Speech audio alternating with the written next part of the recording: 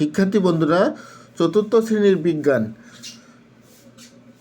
জীবের বৃদ্ধি ও প্রজনন, উদ্ভিদ ও প্রাণী বেঁচে থাকা এবং ভালোভাবে বৃদ্ধির জন্য পরিবেশের বিভিন্ন উপাদান প্রয়োজন হয়। আর এই অধ্যায়ে আমরা উদ্ভিদ জন্মানোর বেঁচে থাকার এবং বৃদ্ধির জন্য যা প্রয়োজন সেই সম্পর্কে জানব। 1 নম্বর, বীজের অঙ্কুরোদ্গম। বীজ থেকে নতুন চারা গাছ জন্মানোর প্রক্রিয়াই হলো অঙ্কুরোদ্গম। উদ্ভিদের প্রজননের গুরুত্বপূর্ণ ধাপ হলো অঙ্কুরোদ্গম। উদ্ভিদ জন্মানো এবং বেঁচে থাকার জন্য কি কি প্রয়োজন, এসো আমরা বীজ থেকেই নতুন চারাগাছ জন্মানোর প্রক্রিয়া দেখি।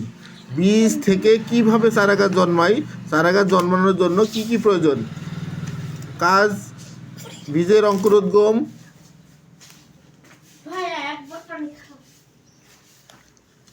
বীজের অঙ্কুরোদ্গম পরীক্ষা। নিচের ছবিটি ভালোভাবে পর্যবেক্ষণ করি এবং ছকটি পূরণ করি। 1, ছোলা বীজ কি হলো, কেন হলো, এই সম্পর্কে আমরা জানব।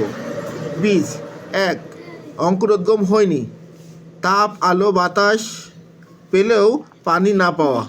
বীজ 2, ভালোভাবে অঙ্কুরোদ্গম হয়েছে, তাপ আলো বাতাস ও পানি উপাদান আছে সঠিক। বীজ 3, ভালোভাবে অঙ্কুরোদ্গম হয়নি, শুধু পানি পেয়েছে, তাপ আলো বাতাস পায়নি। ধন্যবাদ।